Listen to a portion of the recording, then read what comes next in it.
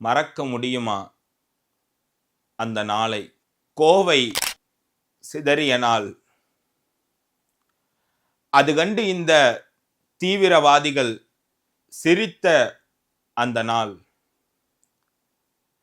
கோவையிலே அல்லுமா என்கிற பயங்கரவாத அமைப்பினாலே அப்பாவி 58 உயிர்கள் பறிபோன அந்த நாள். 200க்கும் மேற்பட்டோர் தன் கை கால்களை இழந்து தவித்த அந்த நாள். 2019 நம்முடைய தேசத்தின் எல்லை சாமிகளான பாரதத்தின் ராணுவ வீரர்கள் புல்வாமா தாக்குதலிலே வீர மரணம் அடைந்த அந்த நாள்.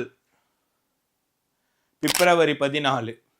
இந்த தேசத்திலே 58 நபர்கள் உயிர்கள் பறிபோனதற்கு காரணமானவனுக்கும் 200க்கும் மேற்பட்ட நபர்கள் தன் கை கால்களை இழந்து தவித்துக் கொண்டிருப்பதற்கும் காரணமான அவனுடைய அந்த இறப்பிற்கு தமிழகத்தை சேர்ந்த கட்சி தலைவர்கள் இரங்கலை தெரிவிக்கிறார்கள் என்றால் நம்முடைய தமிழகம் எப்பேற்பட்ட ஒரு சூழ்நிலையை தழுவி கொண்டிருக்கிறது என்பதை இந்த தேசத்தின் மக்களாகிய நாம் புரிந்து கொள்ள வேண்டும். இந்த தேச துரோகிக்கு ஒரு இரங்கலை தெரிவிக்கிறார்கள் என்றால் கேவலம் ஓட்டு பிச்சைக்காக இந்த ஆட்கள் எங்கேயும் இறங்குவார்கள் என்பதை நாம் புரிந்து கொள்ள வேண்டும் மக்களே.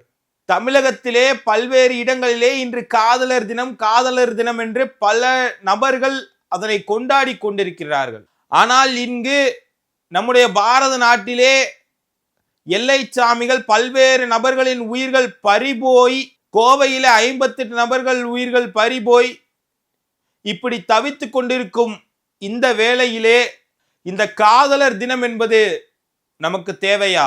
இத்தனை உயிர்கள் பறிபோன இந்த நாளை நாம் கருப்பு தினமாக அனுசரிப்போம்.